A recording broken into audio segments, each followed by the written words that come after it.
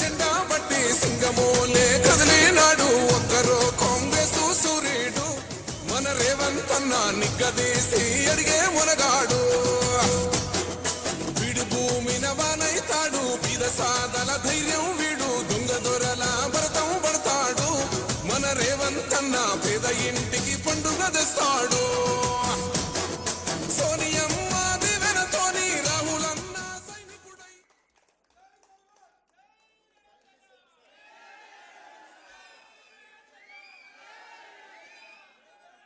మిత్రులారా ఇప్పుడు తెలంగాణ సోదర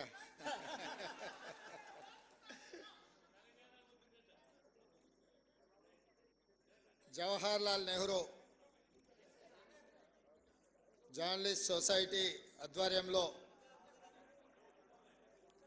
ఆనాడు డాక్టర్ వైఎస్ రాజశేఖర రెడ్డి గారు ఈ సమాజానికి పట్టిన రుగ్మతలను అనుభవిస్తున్న సమస్యలను పరిష్కరించే డాక్టర్లుగా జర్నలిస్టులను గుర్తించి సమాజానికి చికిత్స చేసే డాక్టర్లు అనారోగ్యానికి నిర్లక్ష్యానికి గురైతే అది సమాజానికి నష్టము అన్న ఆలోచనతో ఆనాడు జర్నలిస్ట్ మిత్రులందరికీ కూడా ఇంటి స్థలాలు కేటాయించాలని డాక్టర్ వైఎస్ రాజశేఖర రెడ్డి గారు శ్రీమతి సోనియా గాంధీ గారి నేతృత్వంలో నిర్ణయం తీసుకోవడం జరిగింది. సరే, ఆనాటి నుంచి ఈనాటి వరకు జరిగిన పరిణామాలు నేను పెద్దగా వివరించదలసిన అవసరం లేదు, మీకు అందరికీ తెలుసు.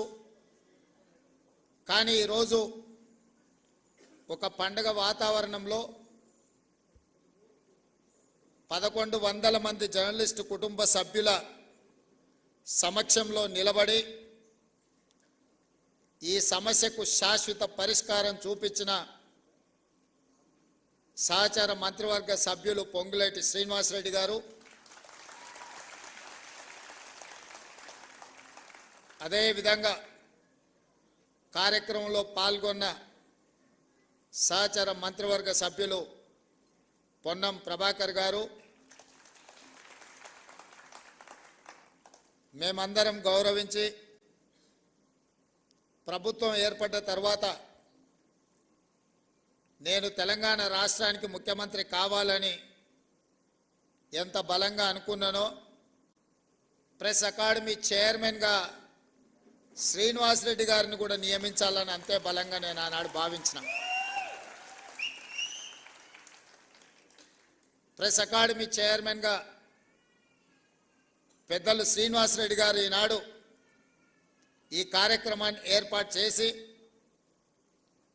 ఇందులో పార్లమెంట్ సభ్యులు చామల కిరణ్ రెడ్డి గారు, శాసన సభ్యులు మల్రెడ్డి రంగారెడ్డి గారు, వేం నరేందర్ రెడ్డి గారు, నగర ప్రథమ పౌరురాలు గద్వాల విజయలక్ష్మి గారు, అదేవిధంగా డిప్యూటీ మేయర్ శ్రీలత గారు,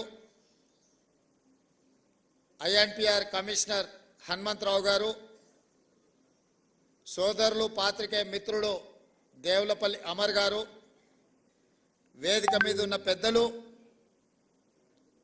తెలంగాణ సమాజానికి ప్రతినిధులుగా ఉన్న జర్నలిస్టు కుటుంబ సభ్యులందరికీ కూడా ఈ సందర్భంగా అభినందనలు తెలియజేస్తున్నాను.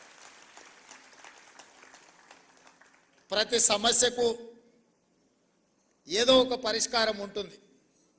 పరిష్కారం గొప్పగా ఉండొచ్చు, పరిష్కారం మామూలుగా ఉండొచ్చు. కానీ పరిష్కరించవలసిన వ్యక్తులు బాధ్యతాయుతంగా వ్యవహరించినప్పుడే ఆ సమస్యకు పరిష్కారం దొరుకుతుందని చెప్పి నేను బలంగా నమ్ముతాను. ఉమ్మడి రాష్ట్రంలో తెలంగాణ రాష్ట్ర ఏర్పాటు అనేది ఒక పెద్ద సమస్య, జటిలమైన సమస్య, చిక్కుముడి లాంటి సమస్య. అంత జటిలమైన చిక్కుముడి లాంటి సమస్యకే కాంగ్రెస్ పార్టీ పరిష్కారం చూపించి తెలంగాణ రాష్ట్రాన్ని ఏర్పాటు చేసింది. మరి పండిత్ జవహర్లాల్ నెహ్రూ గారి పేరు మీద ఏర్పాటు చేసిన ఈ సంఘము, ఈ భూ కేటాయింపు పండిత్ జవహర్లాల్ నెహ్రూ వారసులుగా శ్రీమతి సోనియా గాంధీ గారి ప్రతినిధులుగా ఈ సమస్యను పరిష్కరించడం మా బాధ్యత అని మేము భావించి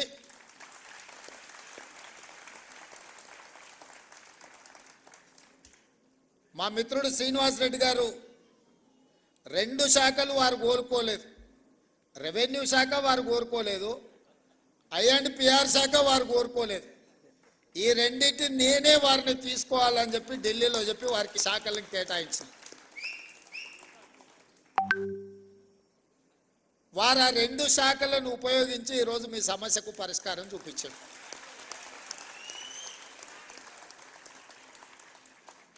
నా దగ్గరికి వంశీ, రవికాంత్ ఇతర మిత్రులు వచ్చి 2-3 సార్లు నన్ను అడిగితే నేను చెప్పిన పైనుంచి ఆదేశాలు ఉండవు. ప్రభుత్వం నడవడానికి ఒక ప్రాసెస్ ఉంటుంది, ఒక విధానం ఉంటుంది. ఆ విధానంలో ఆ సమస్యకు సంబంధించిన ఫైలు ఏ విధంగా ముఖ్యమంత్రి కార్యాలయానికి రావాలనో ఆ విధంగా ఫుల్ షేప్తోని ముఖ్యమంత్రి కార్యాలయానికి ఫైల్ వచ్చిన మరుక్షణం ఇక్కడ మీకు సంబంధించిన సమస్యకు పరిష్కారం దొరుకుతుందని వారికి చెప్పిన ఆ విధంగా ఫైల్ని బిల్డప్ చేసి ముందుకు తీసుకురండి అని చీఫ్ సెక్రటరీ గారి నుంచి మంత్రి గారి వరకు సూచన చేసిన ఈ ఫైల్ ప్రాసెస్లో మీకు తెలుసు, ఈ ప్రాసెస్లో అమలు చేసేటప్పుడు కొంత సమయం పడుతుంది. ఆ ప్రాసెస్లో జరిగిన డిలేనే కానీ నిర్ణయం తీసుకోవడానికి ఈ ప్రభుత్వానికి శశబిశలు లేవు. స్పష్టంగా ఫైల్ వచ్చిన మరుక్షణం, ఎందుకంటే ప్రాసెస్లో ఏదైనా తప్పిదం జరిగితే మళ్ళీ ఎవరైనా కోర్టుకు వెళ్ళిందంటే ఇప్పటికే 73 మంది ఈ నిజాన్ని చూడకముందే వారు కన్ను మూసింది. ఇంకా చాలామందికి ఇలాంటి నష్టం జరగకూడదు, మీ సమస్యకు శాశ్వత పరిష్కారం చూపించాలన్న ఆలోచనతోనే మా ప్రభుత్వం శాశ్వతమైన పరిష్కారాన్ని ఈరోజు మీకు అందరికీ చూపించడం జరిగింది. అదేవిధంగా కొన్ని అంశాలు నేనే ప్రస్తావిస్తాము, ఎందుకంటే మీ ముందు కొన్ని అంశాలను ప్రస్తావిస్తే నచ్చినా నచ్చకపోయినా వాటికి ఏమైనా పరిష్కారం దొరుకుతుందేమో అని నేను అనుకున్నా. కానీ పెద్దలు శ్రీనివాసరెడ్డి గారి అనుభవము మమ్మల్ని ఏమీ చెప్పకుండానే నియంత్రించడానికి వారే చాలా విషయాలు ప్రస్తావించి మీ ముందు పెట్టి జర్నలిస్ట్ అంటే ఏ విధంగా ఉండాలి, ఏ విధంగా ఉంటే ఆ వృత్తి యొక్క గౌరవం పెరుగుతుందో పెద్దలు శ్రీనివాసరెడ్డి గారు మీకు వివరించడం జరిగింది. వారు ఏ అభిప్రాయం అయితే వెలిబుచ్చిందో నేను కొత్తగా చెప్పడానికి, కొత్తగా మీకు విజ్ఞప్తి చేయడానికి ఏమీ మిగల్లేదు. వారు ఏ అభిప్రాయం అయితే వెలిబుచ్చిందో మా జర్నలిస్టు మిత్రులకు నా సూచన, ఆ అభిప్రాయంతో మీరు ఏకీభవించి దీన్ని ప్రక్షాళన వైపు మనం అందరం వెళ్లాల్సిన అవసరం ఉన్నది. వృత్తిపరమైన గౌరవం ఎవరు పెంచరు, వృత్తిపరమైన గౌరవాన్ని మనకు మనమే పెంచుకోవాలి. రాజకీయ వృత్తిని సమాజం చాలా చిన్నచూపు చూసే పరిస్థితి వచ్చింది. ఎందుకంటే రాజకీయ నాయకులు, ప్రజాప్రతినిధులు వాళ్ళ అవసరానికి, వాళ్ళ స్వార్థానికి, లేకపోతే వాళ్ళ బంధుమిత్రుల కోసమే పనిచేస్తారని చెప్పి ఒక రకమైన చర్చ ప్రజలలో ఉంది. దాన్ని తగ్గించడానికి వీలైతే అట్లాంటి చర్చనే లేకుండా చెయ్యాలన్న ప్రయత్నంలో భాగంగానే చాలా విషయాలలో పారదర్శకంగా ప్రజాభిప్రాయం మేరకు పాత్రికేయ మిత్రుల యొక్క ఆలోచన విధానాలు కూడా తెలుసుకొని మా ప్రభుత్వం ఈరోజు పనిచేస్తుంది.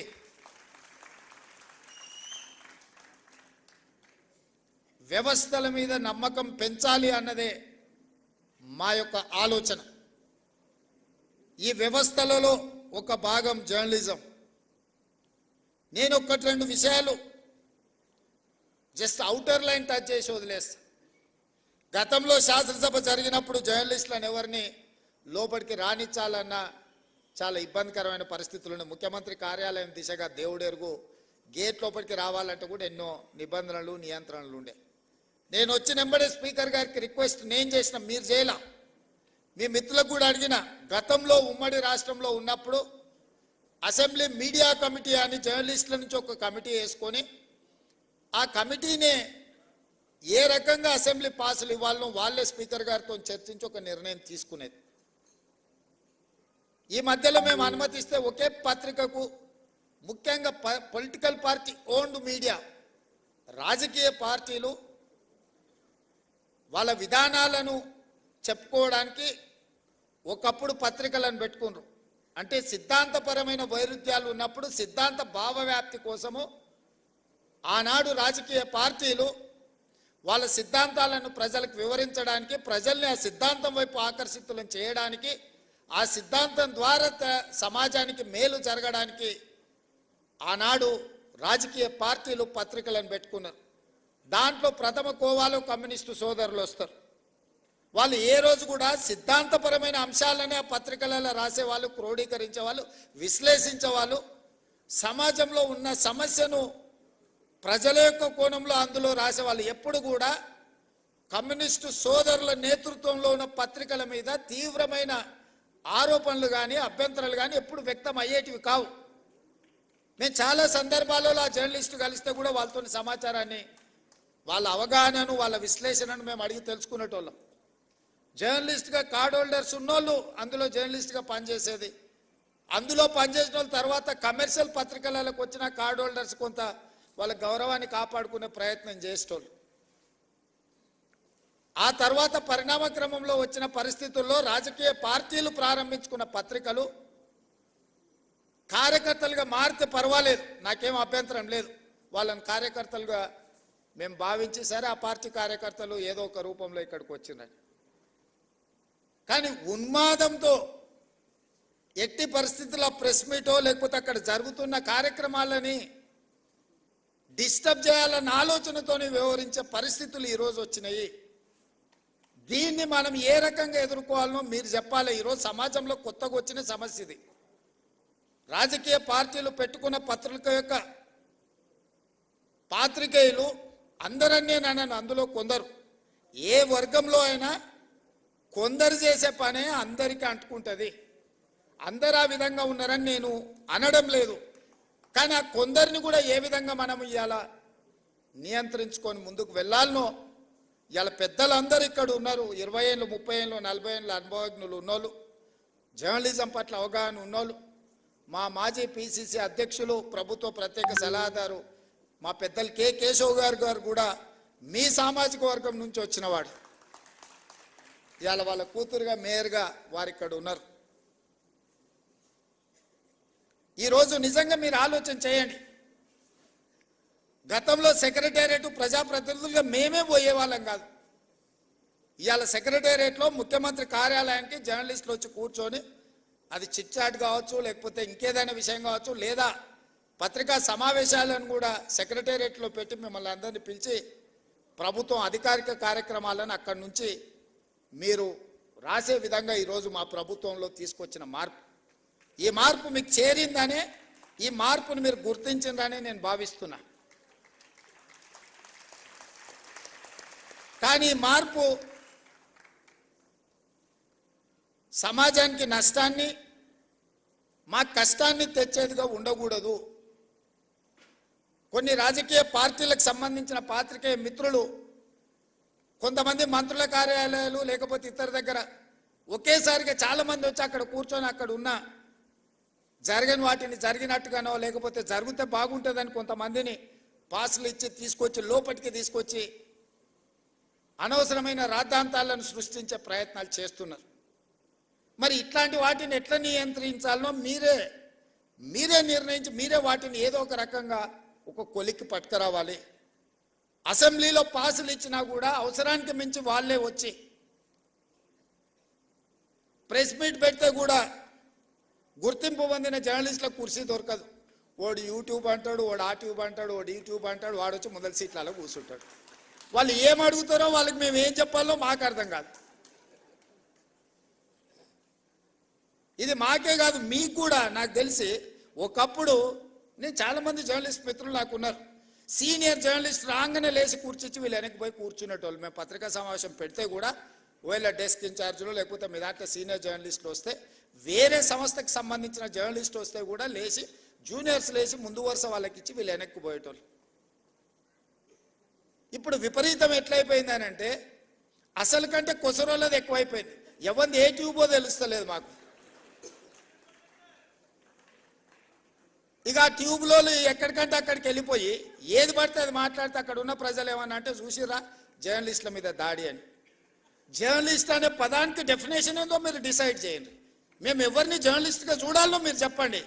ఎవడు దోస్తే వాడు ట్యూబ్ పెట్టుకొని ఆ ట్యూబ్లో పెట్టుకొని వాడు మెడలో పట్టేసుకొని మెడలో ఇది కట్టుకొని వాడు నేను ట్యూబ్కో జర్నలిస్ట్ అని బయలుదేరితే వాళ్ళు వివరించే విధానాన్ని బట్టి ప్రజలు వివరిస్తారు. ఏది పడుతుంది మధ్యలోనే అడ్డం దొడ్డం మాట్లాడి ఏదైనా ఏమన్నా అంటే చూసారా జర్నలిస్టుల మీద. సో ఈ విధానానికి ఎక్కడో ఒక దగ్గర పులి స్టాప్ పెట్టాలి. దీన్ని ఆలోచన చేయాల్సింది మీరే. ఎందుకంటే ఇంతకంటే పెద్ద సందర్భం నాకు దొరకదు మీకు ప్రభుత్వం వైపు నుంచి కానీ ప్రజాప్రతినిధిగా మేము ఎదుర్కొంటున్న సమస్యల్ని మీ దృష్టికి తీసుకురావడానికి ఇంతకంటే మంచి అకేషన్ ఏమి ఉండదని నేను భావిస్తున్నా. అక్రిడేషన్ కార్డుల గురించి పెద్దలు శ్రీనివాసరెడ్డి గారు చెప్పారు. ఇద్దరు శ్రీనివాసరెడ్డి స్క్వేర్ ఈరోజు మీ సమస్యల్ని మీ ముందర పెట్టారు. నిజమైన జర్నలిస్టును ఒక్కరిని కూడా అగౌరవపరచాలన్న ఆలోచన కానీ వాళ్ళకి అక్రిడేషన్ కార్డులు కానీ ఆరోగ్య భద్రత కార్డు కానీ ఇంటి పట్టాల విషయంలో కానీ మీకు ఎలాంటి నష్టం జరగకుండా చూసే బాధ్యత ఈ ప్రభుత్వాన్ని అని చెప్పి నేను మీకు మాట ఇస్తున్నా. కానీ అట్ ద సేమ్ టైం ఈ ప్రభుత్వం ఎదుర్కొంటున్న అనవసరమైన రాద్ధాంతాలను నియంత్రించాల్సిన బాధ్యత మీ మీద ఉన్నది. మీరు డిఫైన్ చేయండి ఎవరిని జర్నలిస్ట్గా మేము గుర్తించాలి, ఆ జర్నలిస్ట్కి ఉన్న ఎథికల్ లైన్ ఏంది, ఏ హద్దు దాటకుండా జర్నలిస్టు ఉండాలి, ఆ జర్నలిస్టు హద్దు దాటి వివరించినప్పుడు ఎదురుగున్నోడు క్షణికావేశానికి లోనైనప్పుడు జరిగే పరిస్థితులు ఎట్లా ఉంటాయి, వీటన్నిటిని కూడా మనము ఆలోచన చేసి ఒక పరిష్కారం చూపించుకోవాల్సిన బాధ్యత మన మీద ఉన్నది. నేను ఇంకొక మాట కూడా చెప్పదలుచుకున్నా. ఈరోజు సిద్ధాంతాలు రాసుకోవాల్సిన పత్రికలు ఇష్టారాజ్యంగా అసలు ఏ భాష వాడాలనో జర్నలిస్టులకు కూడా కొన్ని నిబంధనలు ఉన్నాయి కదా. అసెంబ్లీలో మేము ఏదైనా మాట్లాడితే రికార్డుల నుంచి తొలగించడమనో లేకపోతే ఈ భాషకు పద్ధతి లేదనో మనం పార్లమెంటరీ వ్యవస్థలో మనం అనుకుంటున్నాం కదా. మరి పత్రికలకు జర్నలిస్టులకు ఏ భాష రాయాలా, ఎలాంటి భాష వాడాలి, ఏ పదప్రయోగం హోదాని బట్టి రేవంత్ రెడ్డి మీకు నచ్చకపోవచ్చు యాజ్ ఎ ఇండివిజువల్, కానీ Revanth Reddy is Telangana chief minister. Telangana chief minister అనేది ఒక గౌరవప్రదమైన హోదా, ఒక జర్నలిస్ట్ అనేది ఒక గౌరవప్రదమైన హోదా. వ్యక్తితో నీకు నచ్చవచ్చు నచ్చకపోవచ్చు, ఆ హోదా మనమందరు ప్రజలందరూ కలిసి ఇస్తే వచ్చిన హోదా. ఆ హోదాని గౌరవించాల్సిన బాధ్యత ఆ పత్రికలకు కానీ ఆ పత్రిక యజమానుల ముసుగుల్లో ఉన్న రాజకీయ పార్టీ నాయకులకు కానీ ఉండదా? వాళ్ళకి లేనప్పుడు మేమెందుకు పాటించాలా అనేది నా ప్రశ్న. వాళ్ళు ఆ బాధ్యతను మరిచి అసభ్యంగా వ్యవహరించి అసందర్భమైన అంశాలను ప్రస్తావిస్తే న్యాచురల్గా రియాక్షన్ ఉంటుంది. ఆ రియాక్షన్ని మొత్తం జర్నలిస్టులకు మీరు ఆపాదించుకోకండి. దయచేసి వేదిక మీద నుంచి మీడియా మిత్రులకు నా విజ్ఞప్తి ఒక్కటే, ప్రజల కోసం ప్రజల మధ్యలో ఉండి ప్రజా సమస్యల్ని వెలికితీసే జర్నలిస్టులు ఒక వర్గం అయితే, కేవలం రాజకీయ పార్టీ యజమానిని రక్షించడానికి ఆ యజమానికి మొత్తం వ్యవస్థను అప్పచెప్పడానికి ప్రయత్నం చేస్తున్న వాళ్ళు ఇంకొక కోవా. ఈ రెండింటిని మీరు విడదీయండి. ఈ రెండింటిని కలగాపులగం చేయడం ద్వారా నిజమైన జర్నలిస్టుకు నష్టం జరుగుద్ది. ఆ నష్టం జరగకుండా ఉండడానికి అవసరమైన ప్రణాళికలు మీరు సిద్ధం చేయండి అని చెప్పి నా వైపు నుంచి విజ్ఞప్తి. అసెంబ్లీలోకైనా లేకపోతే సెక్రటేరియట్లోకైనా ప్రభుత్వ కార్యాలయాల్లోకైనా మిమ్మల్ని అనుమతించడానికి ఎలాంటి అభ్యంతరం లేదు. దానికి సరైన కార్డు తీసుకోండి, సరైన విధానాన్ని తీసుకొని రండి. నేను మా మంత్రి గారికి సూచన చేస్తున్నా. నెక్స్ట్ స్టెప్ అదే. సెక్రటేరియట్కి ఎవరు రావాలి, ఎవరికి పాసులు ఇవ్వాలి, ఏ పత్రిక సర్క్యులేషన్ బట్టి ఎంతమందికి పాసులు ఇవ్వాలి. మీరు నిబంధన పెట్టుకోకపోతే పేపర్ మీద ఉండే పత్రికోడు కూడా 10 మాకు పాసులు కావాలంటారు, ఒత్తిడి తీసుకొస్తున్నారు. ప్రజలలో ఉండే పత్రికలకు పేపర్ మీద ఉండే పత్రికలకు ఉన్న తేడాను కూడా మీరే డిఫైన్ చేసుకోండి. అసెంబ్లీకి కూడా ఎంత సీనియర్ వాళ్ళు. పార్లమెంట్లో నేను అప్పుడు ఎంపీని కాదు కానీ ఎమ్మెల్సీగా ఎమ్మెల్యేగా పార్లమెంట్కి పోయినప్పుడు సీనియర్ జర్నలిస్టులు మన తెలుగు వాళ్ళు కూడా సెంట్రల్ హాల్కి వచ్చేది. సెంట్రల్ హాల్లో ఎమ్మెల్యేలు కూడా అనుమతి తీసుకోవాలంటే సపరేట్ పాస్ తీసుకొని పోవాల్సి వచ్చేది. ఎంపీలు ఎక్స్ఎంపీలు వాళ్ళకి మాత్రమే సెంట్రల్ మినిస్టర్స్కి అనుమతి ఉండే, స్టేట్ మినిస్టర్స్ కూడా పాస్ తీసుకొని పోవాలి. కానీ జర్నలిస్టులకు పర్మనెంట్ పాస్ ఉండేది సెంట్రల్ హాల్లో. నేను ఒకసారి అనుకున్న ఒక జర్నలిస్ట్కు పాస్ ఇచ్చిన మాకెందుకు ఇయ్యారా అని. అంటే వాళ్ళు 20-25 ఇయర్స్ వాళ్ళు ఈ ప్రొఫెషన్లో ఉండరు, వాళ్ళు దీన్ని అగౌరవపరచరు, వాళ్ళు ఒక గౌరవప్రదంగా దీన్ని కాపాడతారు కాబట్టి వాళ్ళకి సెంట్రల్ హాల్కి అనుమతి ఇచ్చిందని ఆ రోజు చెప్పారు.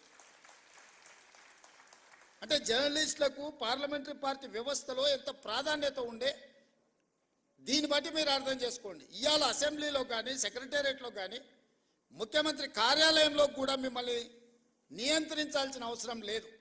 మీరు ఆ సీనియారిటీని, ఆ ఎక్స్పీరియన్స్ను, ఆ పత్రికకున్న ప్రాధాన్యతను మీరు డిఫైన్ చేసుకోండి.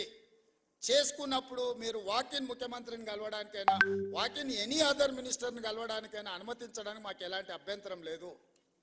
On record, of the record అనుకున్నప్పుడు మనం కొన్ని పాత్రికా మిత్రులతో జనరల్ చిట్ చాట్ చేస్తాం. వాళ్ళు కొన్ని అవి ప్రస్తావించరు, అంటే డిఫర్ అయినా కూడా ప్రస్తావించరు.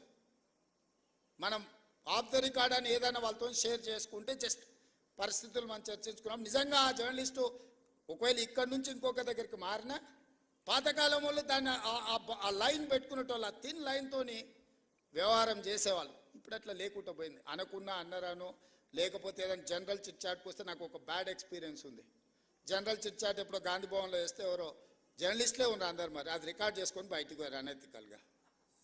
మనం ఊరికే కూర్చున్నప్పుడు యథాలాపంగా మాట్లాడుతుంటాం మనం, అంటే భాషలో కానీ లేకపోతే భావంలో కానీ పెద్ద అటెన్షన్ డ్రా చేయము, అంతా మనమే ఫ్రెండ్స్ లాగా ఏదో నవ్వుకో.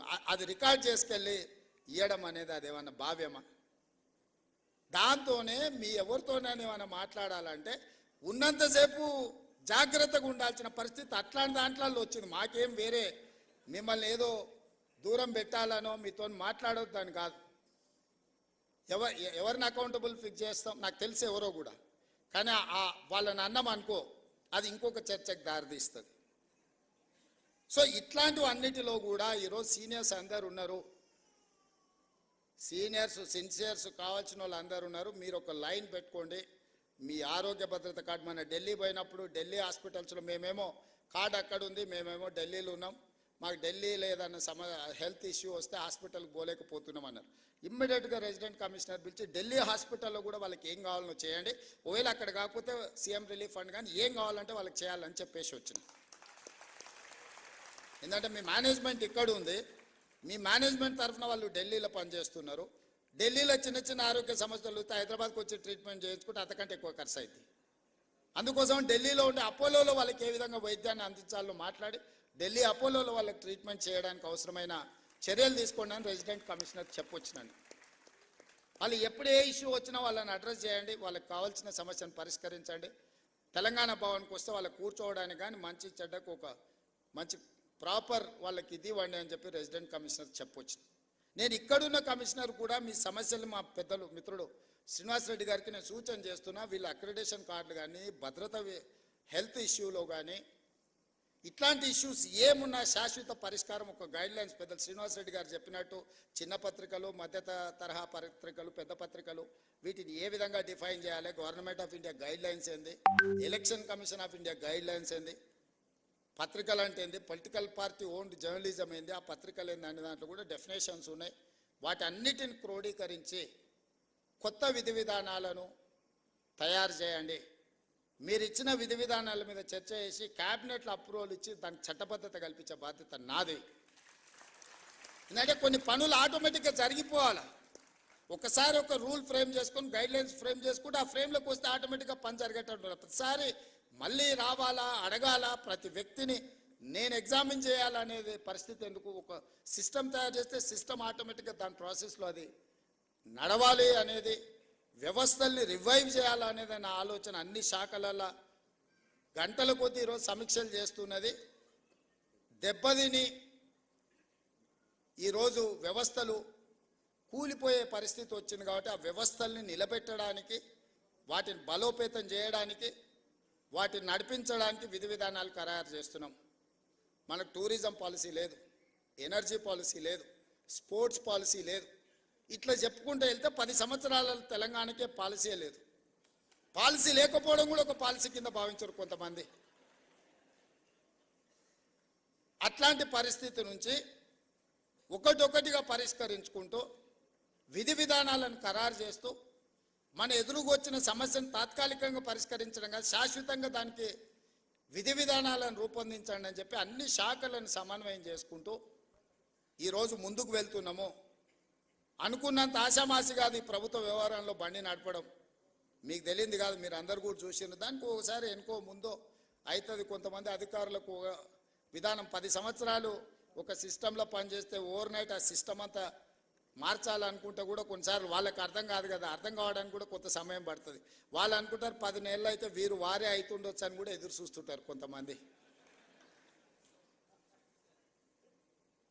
ఎందుకు అని అంటే ఆ 10 ఏళ్ళు అట్లా చూసినాం, సార్ ఏదో కొత్తలో ఊపులో ఉన్నట్టున్నాడు కానీ సార్కి కూడా తత్వం బోధపడుతుంది. 10 నెలలు అయితే అనుకునేట వాళ్ళు కూడా ఉంటారు. అట్లాంటివి ఏముండవు మిత్రులారా. మేము మీలో ఒకరమే. మీ సమస్యలను పరిష్కరించే బాధ్యత మాది. అదేవిధంగా ఇంకొక మాట చివరగా నేను ఒక మాట చెప్పదలుచుకున్న, సార్ అన్నీ చెప్పింది కానీ మేము అడిగింది కానీ మేము కోరుకుంటున్నది చెప్తలేడని అనుకుంటున్నారు. మా సీనియర్ నేను ప్రెస్ అకాడమీ దగ్గర ట్రైనింగ్ పెట్టాలన్నా, క్లాసులు పెట్టాలన్నా, ఏదైనా చేయాలన్నా చిల్లి గవ్వ చేతిలో లేదు. ఈ నుంచి పోతే మళ్ళీ పాత రోజులే అన్నట్టుగా ఉంది అని మా సీనియర్ మనసులో ఉంది. అందుకే ప్రెస్ అకాడమీ దగ్గర ఒక 10 కోట్ల రూపాయలు మీ దగ్గర పెట్టుకోండి. మీకు కావలసిన ట్రైనింగ్ కానీ, ఫిలాసఫీ కానీ, ఐడియాలజీని కానీ, నేను మీ ఐడియాలజీ ఉన్న వాళ్ళని మారమని నేను చెప్పడం లేదు. నా జాబ్ అది కాదు. మీ లైక్లు డిస్లైక్లు ఇండివిజువల్గా ఒక రకం, మనం ఉన్న కుర్చీలో ఉండే బాధ్యత ఇంకొక రకము, మన యజమానులకు ఒక ఆలోచన ఉంటుంది. ఇవన్నీ సమన్వయం చేసుకునే బాధ్యత మీదే. కాబట్టి మీకు సంబంధించిన ప్రెస్ అకాడమీ రిలేటెడ్లో ఒక 10 కోట్ల రూపాయలు స్పెషల్ డెవలప్మెంట్ ఫండ్ ముఖ్యమంత్రి విచక్షణ అధికారంతో ఉండే దాని నుంచి ఒక 10 కోట్ల రూపాయలు కేటాయించే బాధ్యత తీసుకుంటా. అదేవిధంగా ఈ 1100 మందికి ఇచ్చారు కానీ ఇంకా 2000 3000 జర్నలిస్టులు ఉన్నారు. మా వాళ్ళు అప్పుడప్పుడు కలిసినప్పుడు, సార్ రాష్ట్ర విభజన అయింది, అటుపక్క పోయిన వాళ్ళకు కూడా ఇటుపక్క ప్లాట్లు వచ్చినాయి, మొత్తం ఇటుపక్క ఉన్న వాళ్ళకు రాలేదని కూడా మా మిత్రులు అప్పుడప్పుడు నా చెవిలో చెప్తుంటారు. బంజారా హిల్స్ వచ్చినప్పుడు బంజారా హిల్స్లో మీరు భాగస్వాములు అయినరు, జూబ్లీ హిల్స్ వచ్చినప్పుడు జూబ్లీ హిల్స్లో మీరు భాగస్వాములు అయినరు, గచ్చిబౌలి వచ్చినప్పుడు గచ్చిబౌలిలో మీరు భాగస్వాములు అయినరు, చివరికి ఆ కొంపల్లి వస్తే కొంపల్లి దగ్గర పేట్ బషీరాబాద్లో మీరు భాగస్వాములు అయినరు. ఇప్పుడు మా తెలంగాణ రాష్ట్ర ప్రభుత్వం ఫ్యూచర్ సిటీ తెచ్చుకుంటుంది కదా, డెఫినెట్గా ఫ్యూచర్ సిటీలో మీరు భాగస్వాములు అవుతారు.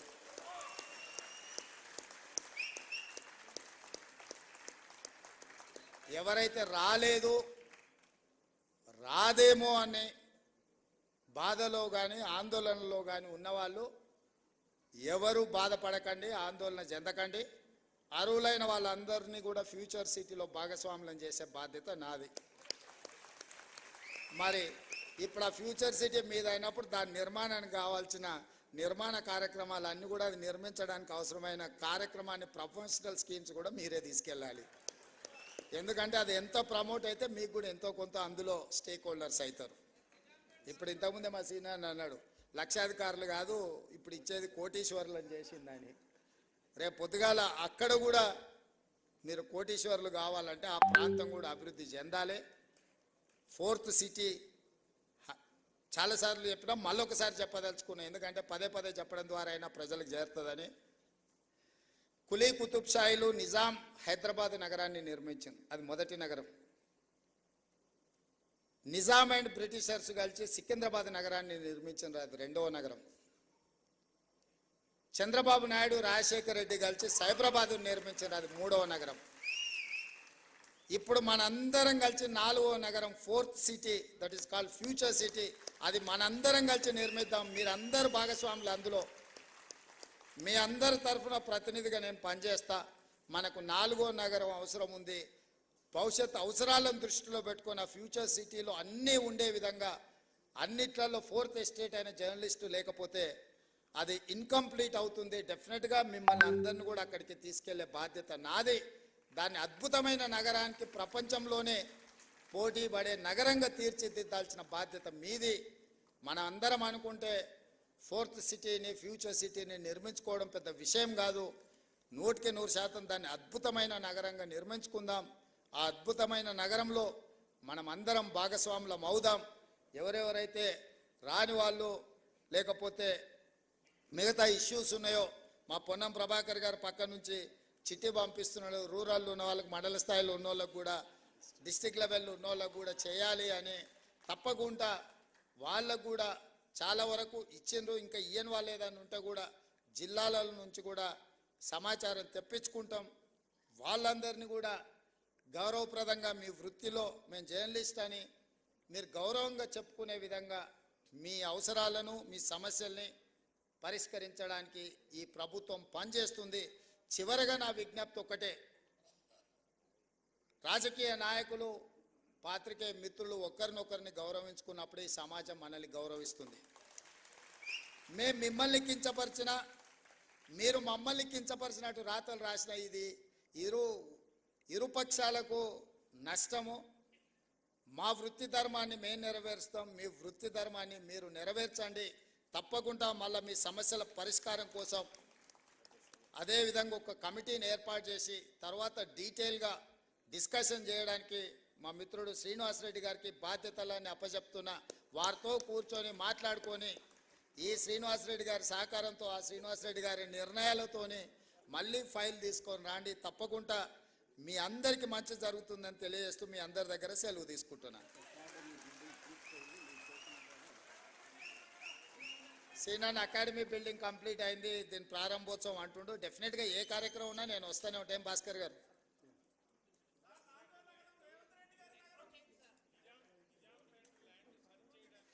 డెఫినెట్గా వంశీ చెప్పింది నాకు గుర్తుంది. అంచనా తెచ్చుకున్నాక దాన్ని ఏం చేయాలనో చెప్తా. రెండు ఏదున్నా మీకు ఇచ్చిన భూమితో పాటు మీకు చేయగలిగిన సాయం ఇట్లా మీరు మీ గురించి చెప్తారు.